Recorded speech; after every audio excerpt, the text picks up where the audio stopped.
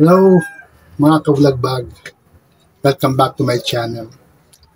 Pumuli si Edmond Maglonso, dating OFW, pero magbabalik para maging OFW muli.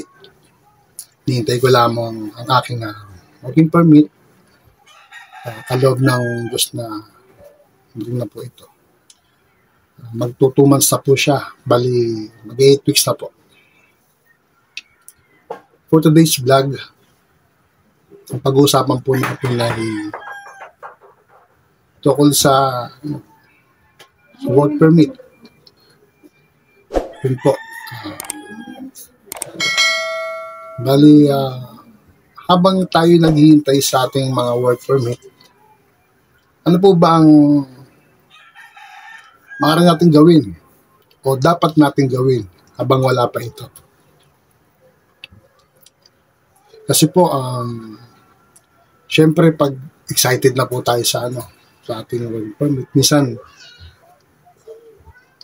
ligaga po tayo na hindi natin alam ating gagawin, kung magse-celebrate agad na maaga, wala pa. Minsan naman parang balisa, hindi mapakali, nakabahan, di naman pumali sa atin yung sobrang excitement po na naramdaman natin. Bali, ang working permit po kasi, ang time frame po, iba-iba po, conforme sa bansa. Dito po sa Pilipinas, ang time frame po ng working permit ay, ito po, kinuha ko po siya sinearch ko po siya sa Google. Nakalagay po rito, time frame for work permit application. The time frame for getting the Philippines 9G work visa can take at least 2 to 3 months.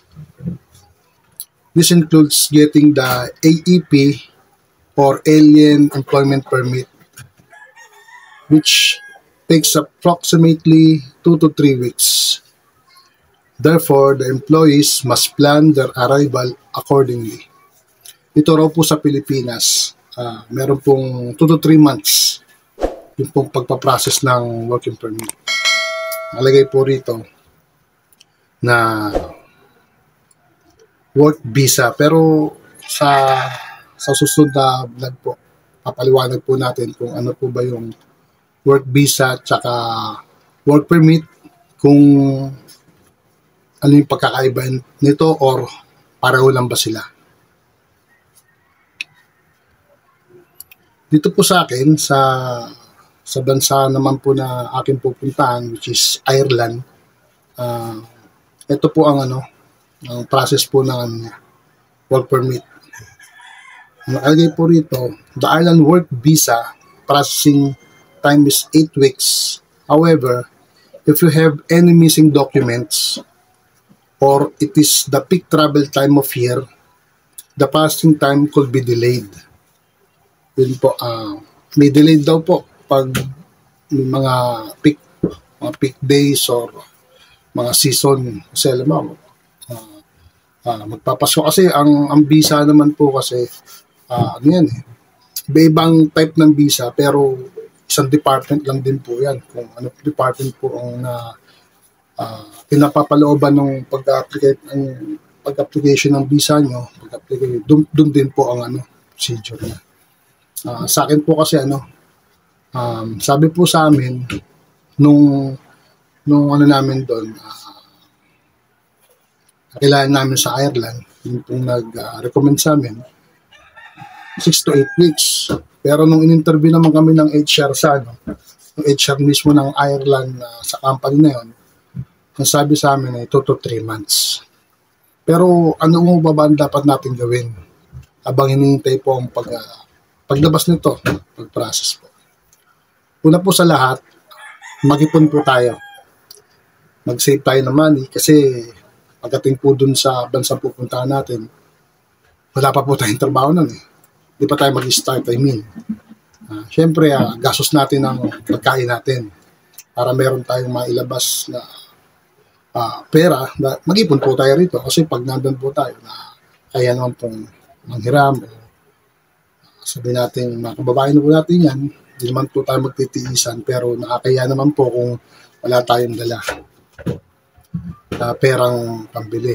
Kasi minsan naman po, yung po accommodation, although sa Middle East, libre, pero sa iba, sa European country, karamihan po nun, magre-rent kayo. May kataasan na rin, kaya kailangan din mag-ipon. Yun po, mag-ipon muna habang nag-aantay ng ating mga working permit. And then, ang number 2 naman po, ay tinatawag natin alagaan ng ating sarili. Or umiwas sa bisyo. Maging moderate sa pag-inom. Yun po. Kasi, alam naman natin na pupuntahan natin malayo sa pamilya. At tayo lang po. Ang sarili po lang natin ang kakampi natin. Although may mga kababayan tayo. Pero mostly po, based on the experience, nagkasakit din po ako sa abroad. At talagang sarili rin po natin ang kakampi natin.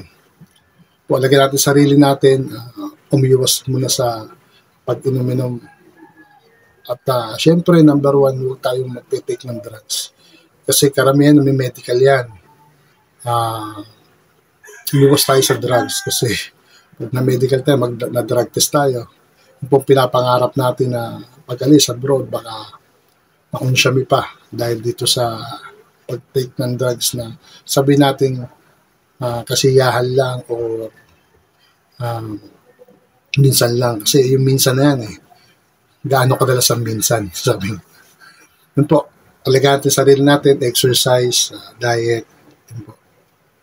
Para pagdating ng working permit, then pag-asikaso ng visa, malapit na po yan. Kaya alagaan sa sarili natin. And then, yung pong pang-apat po, syempre yung bonding moment ng family. Kali habang wala pang ating mga working permit, see to it na i-enjoy natin yung company ng pamilya natin. Ibang bonding moment, kung may pagkakataon na lumabas, malling or window shopping lang, o kaya kain sa labas paminsan-minsan. Kasi 2 years, or hindi ko alam kung ilang taon ng kontrata ng bawat isa sa atin, mga naghihintay. Pero mostly 2 years. Ako 2 years ang namin. Yun, 2 years natin din makikita ang family natin. Kaya bonding moment po. Importante habang naghihintay po tayo. At number 1 po, pinaka-importante po sa lahat.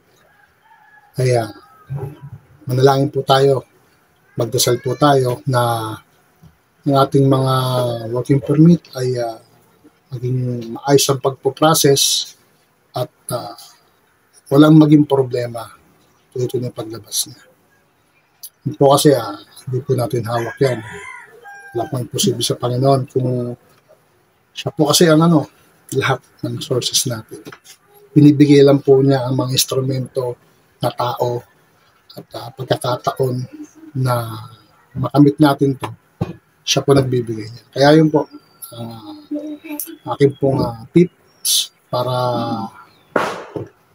habang naghihintay tayo ng ating mga working permit ay